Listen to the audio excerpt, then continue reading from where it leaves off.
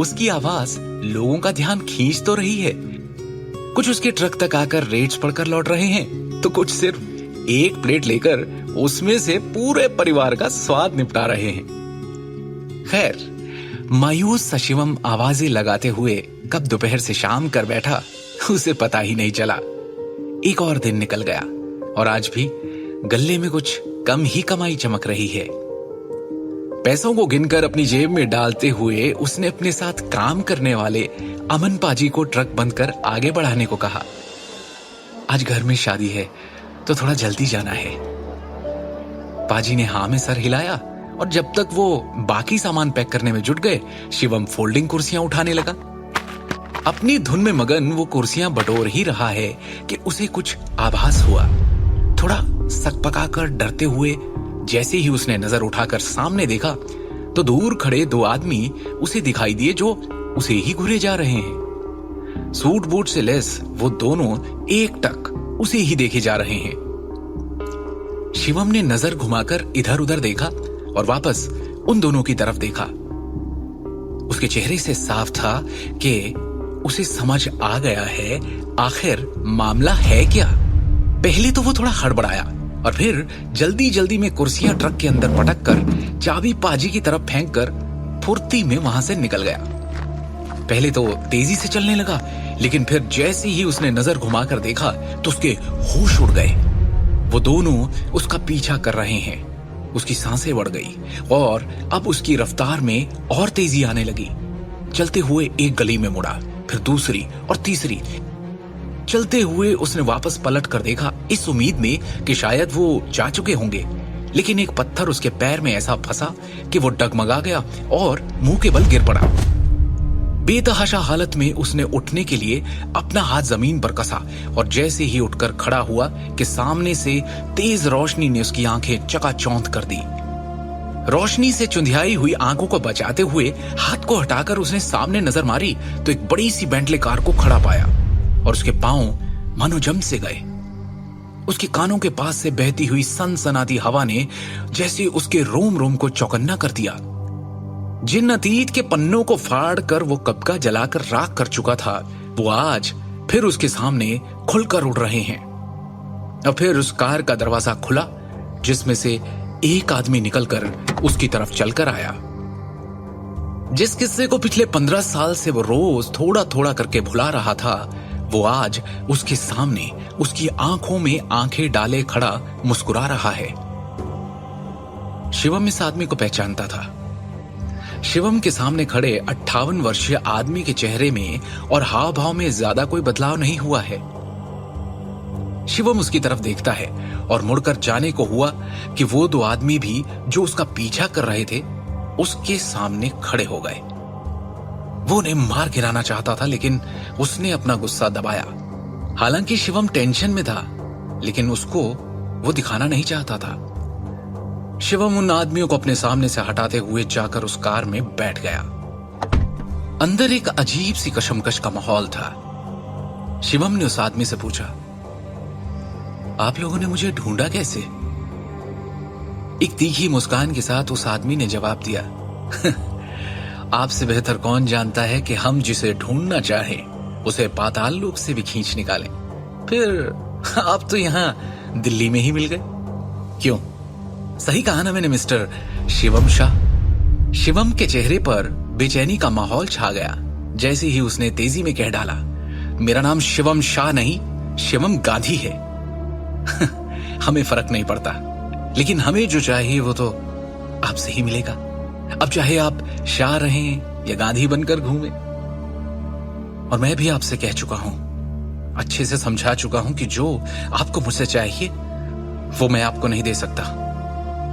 उस आदमी के चेहरे पर मायूसी साफ झलकने लगी। उसने एक गहरी सांस ली और शांत भाव से शिवम की तरफ देखा।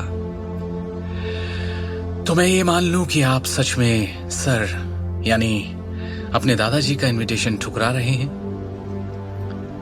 भाड़ में गए आपके सर। शिवम से अब और सहन नहीं होता और वो सच का सामना करता है। जिस पल उन्होंने चुपचाप खड़े होकर मुझे और मेरी मां को उस घर और उस परिवार से अपने बेटे के हाथों बेइज्जत होते देखा, उसी वक्त से उनके साथ मेरे सारे रिश्ते नाते खत्म हो गए थे। और ये कहते ही शिवम के सामने 15 साल पुराना अतीत चमकने लगा। उसकी मां जमीन पर गिरी पड़ी है, उसके माथे से खून निकल रहा है और कोई उसे मार रहा है। 8 साल का शिवम इस दर्दनाक दृश्य को देख रहा है। पास में खड़े दादाजी कुछ नहीं बोल रहे थे। अतीत के इस मंजर से शिवम को उस काले सूट वाले आदमी ने बाहर निकाला। आप भी जानते हैं कि वो ऐसा नहीं करना चाहते थे। 2 साल से दादाजी की तबीयत खराब है। उन्होंने ही कहा था कि हम आपको ढूंढ कर लाएं। शिवम बहुत ही सीरियस टोन में उस आदमी से कहता है, मुझ पर इन सारी बातों का कोई असर नहीं होने वाला है। मैं उस घर में कदम नहीं रखूंगा, क्योंकि उस घर में वो इंसान रहता है जिसने मेरी मां की बहुत बेइज्जती की थी। और यही दादाजी थे जिन्होंने अपने बेटे को रोकने की कोशिश भी नहीं की। अब उन्हें मुझसे क्या चाहिए? अब प्लीज जाकर उनसे कह दो कि मुझे मेरी जिंदगी अपने शर्तों पर शांति से जीने दें। शिवम, ये आप कैसी बात कर रहे हैं? सोच कर देखिए, आप एक शाह होकर किस परिवार से अपना नाता तोड़ना चाहते हैं? शिवम के गुस्से का बांध टूट जाता है और वो कार की खिड़की के कांच पर गुस्से में मुक्के मारना शुरू कर देता है। वो आदमी समझ नहीं पाता कि शिवम इतनी जिद क्यों दिखा रहा है। वो उसका हाथ पकड़ता है। शीशे को कुछ नहीं होगा, लेकिन आपका हाथ जरूर जख्मी हो जाएगा। दादाजी ने साफ साफ कहा है कि हम आपको उन तक एकदम सही सलामत पहुंचाएं। शिवम को मानो तो जैसे काटो तो खून नहीं। वो उस आदमी की तरफ मुड़ता है और अपने गुस्से को पीकर कहता है, देखिए, मैं आपसे आखिरी बार कह रहा हूं, 15 साल का वो दिन मैं कभी नहीं भूल सकता। और मुझे नहीं लगता कि दादाजी, मेरा मतलब है सर, भी कभी भूल पाएंगे। और अगर वो भूलना चाहेंगे भी तो मैं उन्हें भूलने नहीं दूंगा। उस दिन सर के बेटे ने मेरी मां की बेइज्जती की थी, उनके स्वाभिमान को ठेस पहुंचाई थी, उनका भरोसा तोड़ा था। उनकी औकात 1-2 कौड़ी के इंसान से बदतर की थी। उस दिन मेरी मां के साथ जो सलूक हुआ था उस घर में, उन्हें जैसे सर के बेटे ने धक्के मारकर बाहर निकाला था। और क्या गलती थी उनकी? यही ना कि वो, कहते हुए शिवम अचानक से रुक गया। क्या हुआ था उस दिन? ऐसा क्या किया था शिवम की मां ने जिसके कारण उन्हें शाह परिवार से उनके पति ने उन्हें धक्के मारकर बाहर निकाल दिया था? और फिर आज अचानक शिवम को लेने क्यों आए? शिवम उस दिन के ख्यालों में खोया ही था कि वो आदमी बोल पड़ा, इसका मतलब है आपको उन फटीचर नारंग के यहां एक गरीबी वाली और जिल्लत भरी जिंदगी जीना मंजूर है, लेकिन शाह फैमिली में लौटना मंजूर नहीं। शिवम को जैसे नारंग फैमिली के उल्लेख पर कोई फर्क ही नहीं पड़ा और वो तपाक से बोल पड़ा, शाह परिवार को सिर्फ पैसा, दौलत और शोहरत से मतलब है। क्या तुम्हारे भी भेजे में ये नहीं घुस रहा कि ये बात पैसे और रुतबे की नहीं, इज्जत और स्वाभिमान की है? जिस घर में वो इंसान रहता हो जिसने मेरी मां की इज्जत नहीं की, मैं उस घर में कदम नहीं रखूंगा। जाकर बोल दो अपने सर से।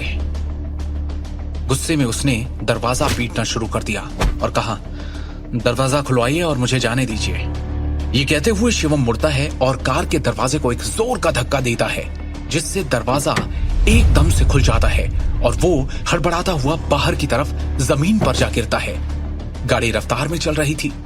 शिवम रोड पर गुलाटियां खाते हुए पीछे की तरफ गिरते हुए पहुंचता है, लेकिन बेंटले के पीछे से अटका हुआ एक ट्रक शिवम की ओर तेजी से बढ़ रहा था। तभी ये देखते हुए काले सूट वाला आदमी अपनी जेब से एक रिवॉल्वर निकालता है और उस ट्रक के टायर पर गोली चला देता है। गोली लगने के इंपैक्ट से ट्रक अपना बैलेंस लूज कर सड़क के साइड पेवमेंट पर चढ़ जाता है। शिवम की जान बच जाती है, लेकिन इससे पहले कि वो आदमी शिवम को वापस जबरदस्ती अंदर बिठाए, वो जैसे तैसे उठता है और बेतहाशा भागना शुरू कर देता है। शिवम के चेहरे पर सालों का दबा हुआ गुस्सा साफ झलक रहा था। उसके दिमाग में हजारों ख्याल एक तूफान की तरह चल रहे थे। शिवम के कानों में उसके पिता की आवाज गूंजने लगती है, तुमने जो किया है उसकी भरपाई अब नहीं हो सकती। तुमने शाह परिवार के रुतबे पर कई सवाल खड़े कर दिए हैं, जो हरकत तुमने की है उसकी सिर्फ एक ही सजा है, तुम्हें ये घर छोड़ना होगा। एक 24 साल के लड़के ने अपनी पत्नी और शिवम की मां से कहा। जवाब में शिवम की मां ने भी कहा, चली तो मैं जाऊंगी, लेकिन सारा सच अभी भी ढका हुआ है, हिम्मत है तो पूरा सच बताओ।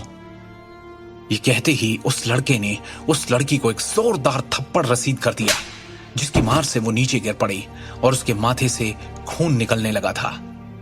शिवम अपने ख्यालों से बाहर आता है जब पास से गुजरती हुई एक कार की तेज रोशनी उसके चेहरे पर पड़ती है। वो पीछे मुड़कर देखता है और चौंक जाता है कि वो कार अब भी उसका पीछा कर रही है। शिवम ने वापस चलना शुरू किया और एक ही ख्याल उसके अंदर बार बार कौंध रहा है कि चाहे जो हो जाए, जिस दलदल से उसे सालों पहले बाहर निकालकर फेंका जा चुका था, उसी कीचड़ में अब वो वापस नहीं लौट सकता। और लौटे भी क्यों?